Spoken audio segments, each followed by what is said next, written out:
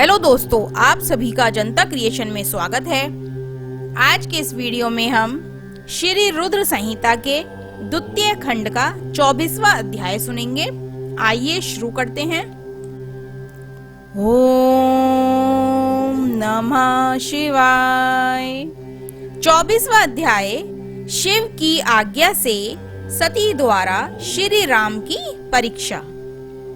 नारद जी बोले, हे ब्राह्मण, हे महाप्रयाग, हे दयानिधे, आपने मुझे भगवान शंकर तथा देवी सती के मंगलकारी चरित्र के बारे में बताया।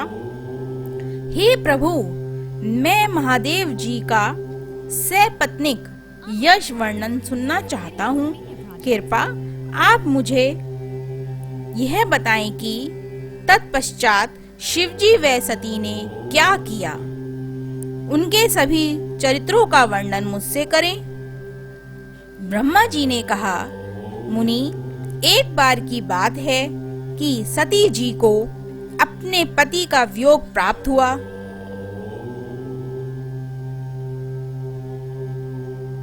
यह वियोग भी उनकी लीला का ही रूप था, क्योंकि इनका परस्पर वियोग तो हो ही नहीं सकता है। यह वाणी और अर्थ के समान है। यह शक्ति और शक्तिमान है तथा चरित्र स्वरूप हैं। सती और शिव तो ईश्वर हैं। वे समय समय पर नई नई लीलाएं रचते हैं। सूत जी कहते हैं, महर्षियों, ब्रह्मा जी की बात सुनकर नारद जी ने ब्रह्मा जी से देवी सती और भगवान शिव के बारे में पूछा कि भगवान शिव ने अपनी पत्नी सती का त्याग क्यों किया। ऐसा किस लिए हुआ कि स्वयं वर देने के बाद भी उन्होंने देवी सती को छोड़ दिया। प्रजापति दक्ष ने अपने यज्ञ के आयोजन में भगवान शिव को निमंत्रण क्यों नहीं दिया और यज्ञ स्थल पर भगवान शंकर का अनादर क्यों किया।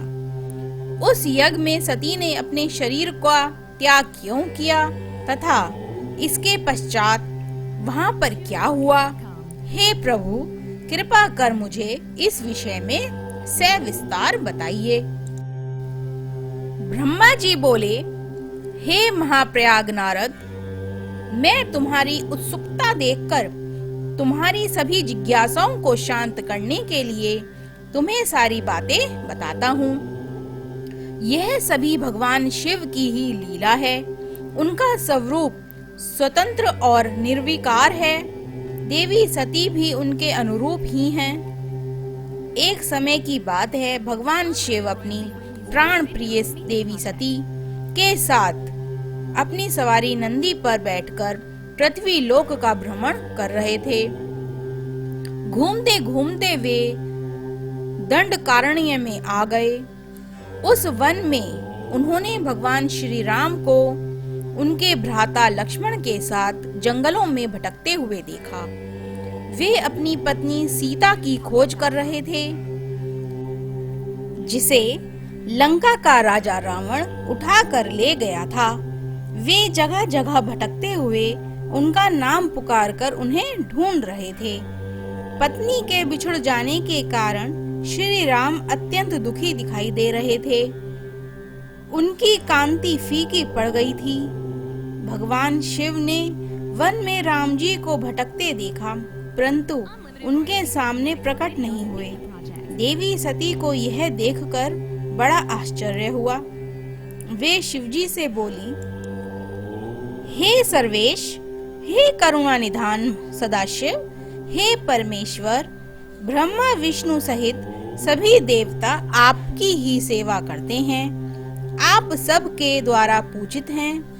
वेदांत और शास्त्रों के द्वारा आप ही निर्विकार प्रभु हैं। हे नाथ, ये दोनों पुरुष कौन हैं? ये दोनों विरह व्यथा से व्याकुल रहते हैं। ये दोनों धनुधर वीर जंगलों में क्यों भटक रहे हैं? भगवान, इनमें ज्येष्ठ पुरुष की अंग कांति नील कमल के समान श्याम है। आप उसे देखकर इतना आनंद विभोर क्यों हो रहे हैं? आपने प्रसन्नता पूर्वक उन्हें प्रणाम क्यों किया? स्वामी, कभी भक्त को प्रणाम नहीं करता। हे कल्याणकारी शिव, आप मेरे संशय को दूर कीजिए और मुझे इस विषय में बताइए। ब्रह्मा जी बोले, नारद, कल्याणमयी आदि शक्ति देवी सती ने जब भगवान शिव से इस प्रकार प्रश्न पूछने आरंभ किए तो देवों के देव महादेव भगवान हंस कर बोले, देवी, यह सभी तो पूर्व निर्धारित है। मैंने उन्हें दिए गए वरदान स्वरूप ही उन्हें नमस्कार किया था। ये दोनों भाई सभी वीरों द्वारा सम्मानित हैं। इनके शुभ नाम श्री राम और लक्ष्मण हैं। ये सूर्यवंशी राजा दशरथ के पुत्र हैं। इनमें गोरे रंग के छोटे भाई साक्षात शेष के अंश हैं और उनका नाम लक्ष्मण है। बड़े भाई श्री राम भगवान विष्णु का अवतार हैं। धरती पर इनके जन्म साधुओं की रक्षा तथा पृथ्वीवासियों के कल्याण के लिए हुआ है। भगवान शिव की ये बातें सुनकर सती को विश्वास नहीं हुआ। ऐसा विभ्रम भगवान शिव की माया के कारण ही हुआ था।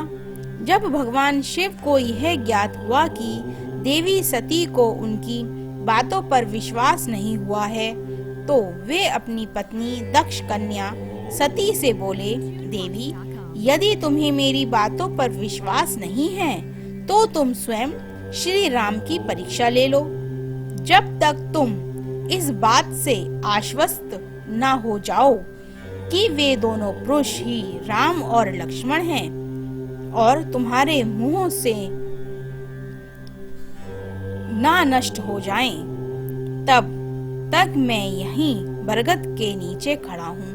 तुम जाकर श्री राम और लक्ष्मण की परीक्षा ले लो।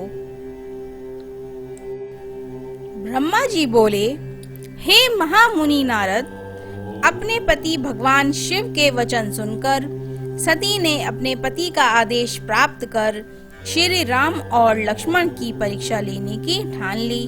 परंतु उनके मन में बार बार एक ही विचार उठ रहा था कि मैं कैसे उनकी परीक्षा लूं। तब उनके मन में यह विचार आया कि मैं देवी सीता का रूप धारण कर श्री राम के सामने जाती हूँ।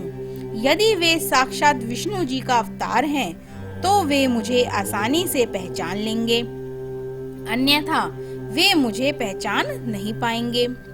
ऐसा विचार कर उन्होंने सीता का वेश धारण कर लिया और राम जी के समक्ष चली गईं। सीता ने ऐसा भगवान शिव की माया से मोहित होकर ही किया था। सती को सीता के रूप में देखकर राम जी सब कुछ जान गए। वे हंसते हुए देवी सती को प्रणाम करके बोले, हे देवी सती, आपको मैं नमस्कार करता हूँ। हे देवी, आप तो यहाँ हैं, परंतु त्रिलोकी नाथ भगवान शिव कहीं भी दिखाई नहीं दे रहे हैं। बताइए देवी, आप इस निर्जन वन में अकेली क्या कर रही हैं? और आपने अपने परम सुंदर और कल्याण रूपी रूप को त्याग कर यह नया रूप क्यों धारण किया है? श्री राम जी की बातें सुनकर देवी सती आश्चर्यचकित हो गईं। तब वे शिव जी की बातों का स्मरण कर तथा सच्चाई को जानकर बहुत शर्मिंदा हुईं और मन ही मन अपने पति भगवान शंकर के चरणों का स्मरण करती हुई बोली, हम अपने पति करुणा निधान भगवान शिव तथा अन्य पार्षदों के साथ पृथ्वी का भ्रमण करते हुए इस वन में आ गए थे। यहाँ आपको लक्ष्मण जी के साथ सीता की खोज में भटकते हुए देखकर भगवान शिव ने आपको प्रणाम किया और वहीं बरगद के नीचे खड़े हो गए। आपको वहां देख भगवान शिव आनंदित होकर आपकी महिमा का गान करने लगे। वे आपके दर्शनों से आनंद विभोर हो गए। मेरे द्वारा इस विषय में पूछने पर जब उन्होंने मुझे बताया कि आप श्री विष्णु का अवतार हैं, तो मुझे इस बात पर विश्वास नहीं हुआ और मैं स्वयं आपकी परीक्षा लेने यहाँ आ गई। आपके द्वारा मुझे पहचान लेने से मेरा सारा भ्रम दूर हो गया है। हे श्री हरि, आप मुझे यह बताइए कि भगवान शिव के भी वन्य कैसे हो गए। मेरे मन में यह एक संशय है।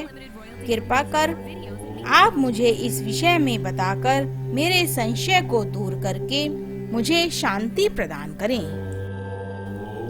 देवी सती के ऐसे वचन सुनकर श्री राम प्रसन्न होते हुए तथा अपने मन में शिवजी का स्मरण करते हुए प्रेम विभोर हो उठे।